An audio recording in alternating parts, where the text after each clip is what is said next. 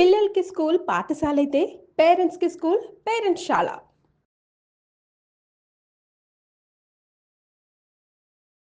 నమస్తే వనజ గారు. నమస్తే అండి. వనజ గారు, మనకి శ్రావణ మాసంలోనే నాగపంచమి కూడా వస్తోంది. అవును. నాగపంచమి యొక్క విశిష్టత, ప్రత్యేకించి ఎలాంటి పూజా విధానం అవలంబించాలి? హ్మ్. ఏం చేయాలి? ఓకేనండి.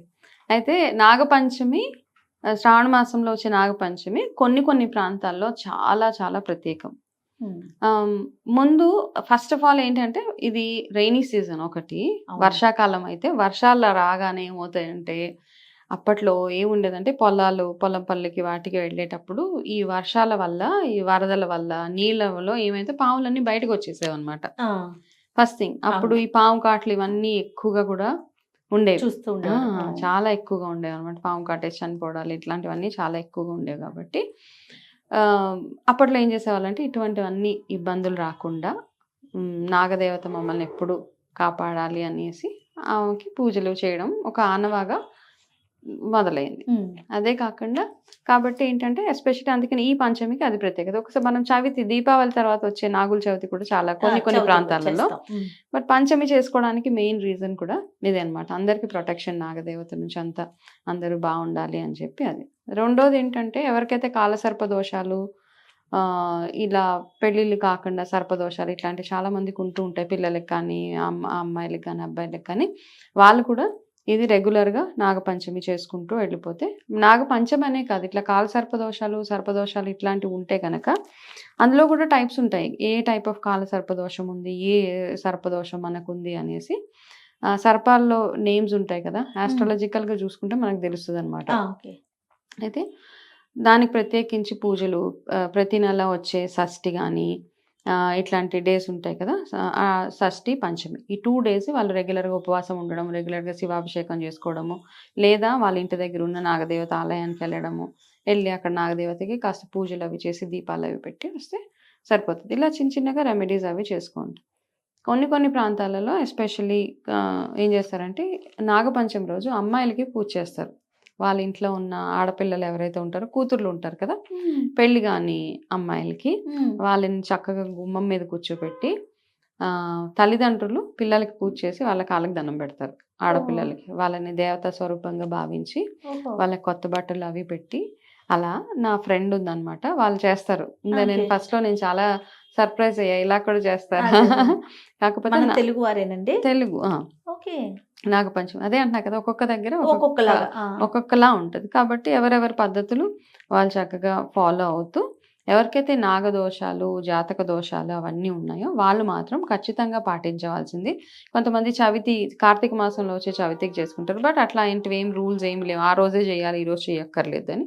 ఈ రోజు కూడా చక్కగా చేసుకోవచ్చు. ఎందుకంటే మనము సర్పం ఎందుకంటే ఏమంటారంటే కుండలిని శక్తి గురించి ఈ మధ్య చాలా మాట్లాడుతున్నారు కదా! ఎవరైతే రెగ్యులర్‌గా ఈ పంచములు ఇలాంటి నాగదేవత పూజలు అవి చేస్తారో వాళ్ళకి తొందరగా కుండలిని యాక్టివేట్ అవుతదని ఈ మధ్య నేను కొన్ని బుక్స్ అవి రిఫర్ చేసినప్పుడు నాకు తెలిసిన లేటెస్ట్ నాలెడ్జ్ అది. నాకు ఇప్పటిదాకా తెలీదు. ఈ మధ్యనే కొంచెం బుక్స్ చదువుతుంటే కొత్త నాలెడ్జ్ మనకి తెలుస్తూ ఉంటది కదా! అందులో నేను చదివింది. బట్ మేబీ అది కూడా కరెక్ట్ అయ్యి ఉండొచ్చు. అండ్ అంతకంటే ఇంపార్టెంట్‌గా శ్రావణ మాసం మనం ఎక్కువగా శివారాధన చేస్తూ ఉంటాం కాబట్టి శివుడికి ఆభరణం సర్పమే కాబట్టి ఎక్కువగా వాటికి పూజలు చేయడం శ్రేష్టం అన్నమాట. ఓకే. ఎట్లా అండి? నాగ ప్రతిమకి చేయమంటారా? ఇప్పుడేంటంటే మనం నాగుల చవితి పంచమి రాగానే అందరూ వెళ్ళిపోతూ ఉంటాం. విపరీతంగా చేసేస్తూ ఉంటాం. పిచ్చిగా అంటే అవసరానికంటే ఎక్కువ చేయడం అవసరం లేదు. ఎంత అవసరమో అంతే చేయండి. మీకు పుట్టకెళ్ళడం వీలు కాలేదు.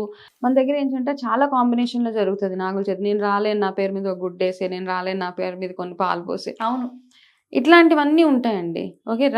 భగవంతుడి దగ్గరికి నిజంగా ఓపిక లేదు, రాలేను వాళ్ళని పక్కన పెట్టేయండి. పెద్దవాళ్ళు ఏదో కాళ్ళు, చేతులు పని చేయట్లేదు. వాళ్ళని మినహాయించి మిగతా ఓపికున్న వాళ్ళందరూ కాస్త ఓపిక చేసుకొని ఎళ్ళడమే. ఇంతకు మించి మనం ఏంటంటే మన సాంప్రదాయాన్ని మనం ఎట్లా ముందుకు తీసుకెళ్తాం? కాబట్టి అమ్మాయిలు గాని, అబ్బాయిలు గాని ఇప్పుడే ఆఫీస్ నుంచి వచ్చాను మీరెళ్లి చేసుకొచ్చేయండి. సో, ఒక సంవత్సరంలో ఒకటే రోజు వచ్చే కొన్ని పండగలు ఉంటాయి కదా! ఆ ఒక్క రోజుకి మనం టైం ఇవ్వాల్సిందే. కొంతమంది ఏమంటారంటే అబ్బా! మన దాంట్లో అన్ని పండగలే ఉంటాయి రోజు అంటే ఉంటది. ఒక సంవత్సరంలో వచ్చే ఒకటే నాగపంచమి. ఆ రోజు చేసిన పూజా ఫలితం ఏవైతే ఉంటుందో అది ఆ రోజు మీకు మాత్రమే ఆ వస్తుంది. రోజే వస్తుంది. కాబట్టి మీకున్న దోషాలు అవన్నీ తొలగిపోవాలి అంటే, మీ లైఫ్ స్మూత్‌గా సాగాలంటే మీరు వెళ్ళండి. చాలామంది పేరెంట్స్ కాల్ చేస్తా ఉంటారు. మా అమ్మాయి పేరు మీద మేము చేయొచ్చా అండి? మా అబ్బాయి పేరు మీద మేము చేయొచ్చా అంటే, లేదు. మీ పిల్లలు మరీ చిన్నవాళ్ళైతే మీరు చేయొచ్చు. వాళ్ళకొక అవగాహన వచ్చి, ఊహ వచ్చి జాబ్స్ అవి చేస్తున్నారంటే వాళ్ళకి తెలుస్తది కదా! అవును లోకజ్ఞానం కదా! ఉన్నట్టే కదా!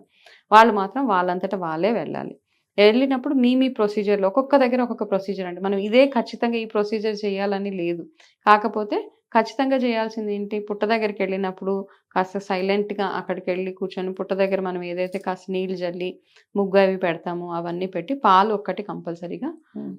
నాగులకి పాలొకటి సరిపోతది. దాని తర్వాత మీరు పళ్ళు పెడతారా, వడపప్పు కోడిగుడ్లు, పెడతాము. వడపప్పు పెడతారా, అవి ఒక్కొక్కళ్ళ దాంట్లో ఒక్కొక్క ప్రొసీజర్ ఉంటదండి. నేనైతే చిమ్మిలి, ఒకటి వేపిన చిమ్మిలి, ఒకటి ఫ్రై చేసి దాంతోటి చేసే చిమ్మిలి, ఒకటి నార్మల్‌గా పచ్చిగా చేసే చిమ్మిలి, పుట్టది చుట్టూరు అలా బియ్యం పిండి. మా అత్తగారు చెప్పిన ప్రొసీజర్స్ అనమాట ఇవన్నీ. హుహు.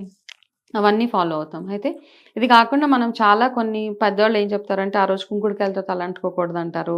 ఆ రోజు ఏవి తవ్వకూడదంటారు. పుల్లలతోటి గాని హ్మ్. వాటితోటి హ్మ్. హ్మ్. తవ్వకూడదంటారు. ఎస్పెషల్లీ ప్రెగ్నెంట్‌గా ఉన్న ఆడవాళ్ళు చాలా చాలా కేర్‌ఫుల్‌గా ఉండాలి. అవన్నీ మనం ఫాలో అవుతూ ఉంటే మనకి నాగపంచమి చాలా చక్కగా ఒక పండగలాగా అద్భుతంగా చేసుకోవచ్చు.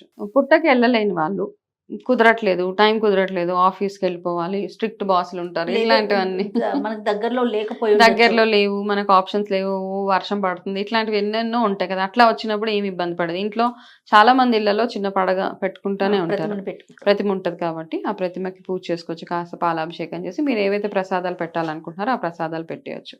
హ్మ్. రెండోది, మీరు బియ్యం పిండితోటి చక్కగా ఒక ప్రతిమలాగా తయారు చేసి, మీకు ఏ షేప్‌లో అదే అమ్మవారు దేవతలాగా భావించి చిన్న ప్రతిమ తయారు చేసి, దానికి మీరు కాస్త పూజలవి చేసుకోవచ్చు.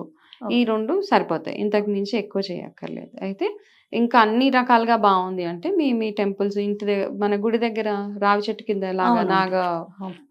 లు ఇలా ప్రతిష్ఠ చేసి ప్రతిష్ఠ ఉంచారు. ఉంటాయి కదా! అట్లాంటి వాటికి కూడా వెళ్ళొచ్చు అంతే. ఓకే. ప్రత్యేకించి పుట్టే ఉండాలి, పామే ఉండాలి. కొంతమంది చాలా రిస్క్ చేసేస్తా ఉంటారు. ఎక్కడెక్కడో కొండల మీదకి, గుట్టల మీదకి. వెళ్ళిపోతూ వర్షాకాలం ఉంటారు. కాబట్టి ప్లీజ్ బీ కేర్‌ఫుల్. అంతే, కేర్‌ఫుల్‌గా ఉండి మన జాగ్రత్తలో మనం ఉంటూ పూజలు చేసుకోవడం. యెస్. యెస్. అంతే. ఇది ఏ కాకుండా ఆ! ఇంకొకటేంటంటే, మనకి ఒకటి ఇలా చేసినప్పుడు పూజలు ఇవి చేసినప్పుడు మనం ఏంటంటే చిన్న పిల్లలు ఊరికే చెవు ముట్టుకుంటా ఉంటారు. చెవులో పోటొస్తా ఉంటే, అవునండి. పుట్టలో పాలు పోస్తామని మొక్కుకోగానే తగ్గిపోయేది. అవునండి. విన్నా నేను కూడా. హ్మ్. హ్మ్. సో, అట్లా ఎవరికైనా చిన్న పిల్లలకి ఏమైనా ఇబ్బందులుంటే గనక ఇట్లా మొక్కుకొని ఆ మొక్కు తీర్చేస్తే సరిపోతది మనకి. పుట్ట మన్ను కూడా తీసుకొచ్చి పెడతారు కదా చెవులకి పిల్లలకి. పెడతారు. ఆ! చెవులకి మనం గూడా పెట్టుకోవచ్చు. పెట్టుకుంటాము. చెవులకి అది పెడతాం. సో, ఏంటంటే మనకి ఎటువంటి రోగాలు అవి రాకుండా చెవుపోటు ఎక్కువ నాగోళ్ళకి, చెవుపోటుకి చాలా రిలేట్ చేస్తా ఉంటారు అవును. ఎందుకనో. అవును. సో, కాబట్టి అట్లాంటివేమైనా పిల్లలు ఊరికే చెవులో చేయి పెట్టి చాలా గొడవ చేస్తున్న అట్లాంటివేమైనా ఉంటే మాత్రం పుట్ట దగ్గర మనం తీసుకొచ్చి పెట్టుకుంటే సరిపోతది. ఇంకా ఎలాంటి దోషాలు తొలగిపోతాయి వనజ గారు? ఒకటి నేను చెప్పినట్టు నాగదోషాలు ఏమైనా ఉంటే అవి తొలగిపోతాయి. పెళ్ళిళ్ళు కాకుండా ఇబ్బందులు పడుతున్నారు. హ్మ్.